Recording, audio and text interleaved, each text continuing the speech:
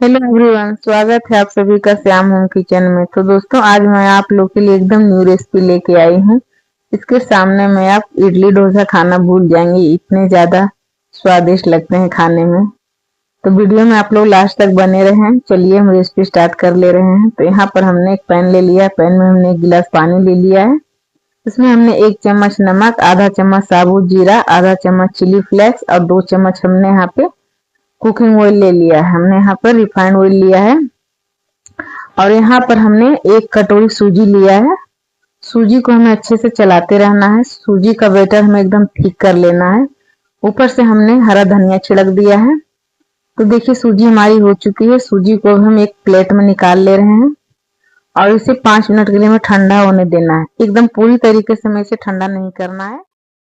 तो इधर हमने प्याज, लहसुन 2-3 और थोड़ा सा हमने हरा धनिया ले लिया है और यहाँ पर हमने 2 उबले हुए आलू ले लिया है। आलू को हम अच्छे से ग्रेट कर ले रहे हैं। तो 2 ही आलू हम ले रहे हैं, आप चाहें तो इसका क्वांटिटी बढ़ा सकते हैं। इधर हमने एक पैन ले लिया। पैन को गर्म होने के लिए हमने रख दिया था। अब हम इसमें 2 चम्मच रिफाइंड तेल ले रहे हैं। इसी में हम साबुत जीरा डाल ले रहे हैं और काला सरसों हम इसमें डाल ले रहे हैं। काला सरसों से स्वाद अच्छा आता है इसका। तो तेल को हम कढ़ाई में चारों तरफ फैला देंगे। सबसे पहले हम यहाँ पे लहसुन लेंगे। लहसुन को हमें 1 सेकेंड के लिए भून लेना है। उसके बाद हम इसमें प्याज डालेंगे। तो प्याज को हमें ज्यादा नहीं भूनना है, बस हल्का सा हमें ट्रांसपेरेंट करना है प्याज को। अब हम इसमें कुछ मसाले ले रहे हैं। तो यहाँ पर हमने 1/4 चम्मच हमने हल्दी पाउडर लिया है। स्वाद अनुसार हमने यहाँ पे नमक लिया है। 1/4 से कम हमने यहाँ पे गोलकी पाउडर लिया है। 1/4 से भी कम हमने यहाँ पे जीरा पाउडर लिया है और थोड़ी सी हमने यहाँ पे कसूरी मेथी लिया है। इन सभी मसालों को हम अच्छे से चलाते हुए भून लेंगे। अब इसी मसाले में हम कद्दूकस किया हुआ आलू डाल देंगे। आलू डाल के हमें 2 मिनट के लिए भून लेना है, क्योंकि आलू में भी कच्चापन होता है। अब हम यहाँ पे आधा चम्मच चिली फ्लेक्स ले रहे हैं। तीखा आप अपने अनुसार ले सकते हैं, कम या ज्यादा। हमने यहाँ पे चिली फ्लेक्स लिया है, आप चाहते हैं यहाँ पे हरी मिर्च भी ले सकते हैं। तो यहाँ पर हमने हरा धनिया छिड़क दिया है। हमारा मसाला हो चुका है। इसे हम एक प्लेट में निकाल ले रहे हैं और इसे ठंडा होने के लिए साइड में हम रख दे रहे हैं। यहाँ हम मसाले बना ले रहे हैं। तो यहाँ पर हमने आधा कटोरी हमने मिक्सचर लिया है। इसे हम ग्राइंड में अच्छे से बारीक से एकदम पीस लेंगे। तो देखिए, हमारा मिक्सचर एकदम बारीक हो चुका है, पाउडर बन चुका है। अब हम इसे मसाले में मिला लेंगे। तो भी बहुत ज्यादा गर्म है, इसलिए हम इसे चम्मच से मिला ले रहे हैं। मिला के इसे हम साइड में करके रख देंगे। तो इस मसाले से आप अगर ये नाश्ते बनाएंगे दोस्तों, तो यकीन मानिए बहुत ही ज्यादा टेस्टी बनेंगे। ये रेसिपी इतनी ज्यादा टेस्टी बनती है कि आपके बच्चे पिज्जा, बर्गर, इडली, डोसा सभी खाना भूल जाएंगे। सूजी को हमें अच्छे से मिक्स कर लेना है और इसे हमें अच्छे से गूंथ लेना है 2 से 3 मिनट तक। अगर हाथ में चिपकने लगे तो आप यहाँ पे तेल लगा सकते हैं। हाथ में बिल्कुल भी नहीं चिपकेंगे। तो हमारा सूजी अच्छे से गूंथा गया था। अब हम इसकी लोई बना ले रहे हैं। तो सारे बैटर को हम इसी तरह से लोई हम बना लेंगे। तो आप देख सकते हैं हमने सारा बैटर का लोई बना लिया है। और इधर हम मसाले ले रहे हैं, आलू का मिश्रण। इसे भी हमें गोल गोल करके हाथों पर चिपटा कर लेना है, एकदम बिल्कुल पेड़े जैसा। साइड से अगर क्रैक आने लगे तो उसे आप अंदर से हाथों से चिपका दें। एकदम गोल होना चाहिए, बिल्कुल भी क्रैक नहीं आने चाहिए इसमें। तो देखिए, सारे आलू को हमने टिकिया बना के रख लिया है। इधर हमने एक चॉपिंग बोर्ड ले लिया है, उसके ऊपर हमने तेल लगा लिया है, जिससे कि हमारा जो बैटर है वो चिपके नहीं। आप चाहें तो चकले का भी इस्तेमाल कर सकते हैं, लेकिन हमने यहाँ पे चकले का इस्तेमाल नहीं किया है। चॉपिंग बोर्ड ही ले रहे हैं। इसी पे हम इसे रोटी जैसा बेल लेंगे। हमें ज्यादा कस के नहीं, इसे हल्के हाथों से ही हमें इसे बेलना है, क्योंकि ये सूजी है और ये बहुत ही ज्यादा नरम है, एकदम रुई के जैसा। तो देखिए, हम इसे बेल लिए। अब इसे गिलास से हम काट ले रहे हैं। आप चाहें तो इसे कटोरी वगैरह से भी काट सकते हैं, लेकिन हमने इसे गिलास से ही काट लिया है। अब सारे पूरी को हम साइड में रख देंगे। एक जरूरी बात दोस्तों, इसे आप बहुत ज्यादा पतला ना बेलें और बहुत ज्यादा मोटा भी ना बेलें। तो रोटी जो हमारी होती है ना, रोटियां, उससे थोड़ा मोटा ही इसे बेलें। जिस तरह से हम मेथी के थेपले बनाते हैं, बस उतना ही हमें मोटा रखना है। तो देखिए, दूसरा लोई को भी हम इसी तरह से बेल ले रहे हैं और इसी तरह से हम इसे कट भी कर लेंगे।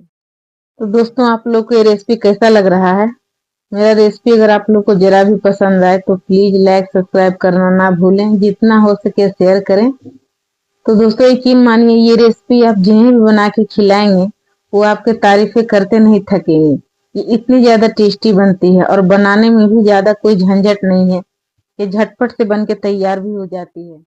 तो देखिए दोस्तों सारे लोई को हमने पूड़ी बना लिया है, कट कर लिया है। अब एक पूड़ी लेके हम उसके ऊपर हम आलू का जो टिकिया हमने बनाया था वो टिकिया हम रख लेंगे और उसके ऊपर हम दूसरा पूड़ी रख लेंगे और इसे हल्के हाथों से हम इसे दोनों तरफ साइड से दबाते हुए चपटा करेंगे। ज्यादा हमें जोर नहीं लगाना है, हल्के हाथों से ही हमें दबाना है। और चम्मच का जो साइड होता है खाने वाला चम्मच उसी से हम डिजाइन बना देंगे। आप चाहें तो कोई सा भी डिजाइन बना सकते हैं, आप चाहें तो इसे प्लेन भी रख सकते हैं, लेकिन हमने यहाँ पे डिजाइन बना दिया है। डिजाइन बनाने से ये काफी सुंदर दिख रहे हैं, आप देख सकते हैं। तो सारे पूड़ी को हमें इसी तरह से डिजाइन बना लेना है। इस नाश्ते को बच्चे को आप लंच बॉक्स में भी दे सकते हैं। बस उसे इसी तरह से करके डिजाइन बना के आप फ्रिज में इसे रख दें और जब खाने का मन हो तब आप इसे गर्मा गर्म सेलो फ्राई करके आप इसे एंजॉय कर सकते हैं। तो देखिए हमने दूसरे को भी इसी तरह से बना लिया। सारे लोई को हमने इसी तरह से बना लेंगे, सारे पूड़ी को इसी तरह से हम डिजाइन बना लेंगे।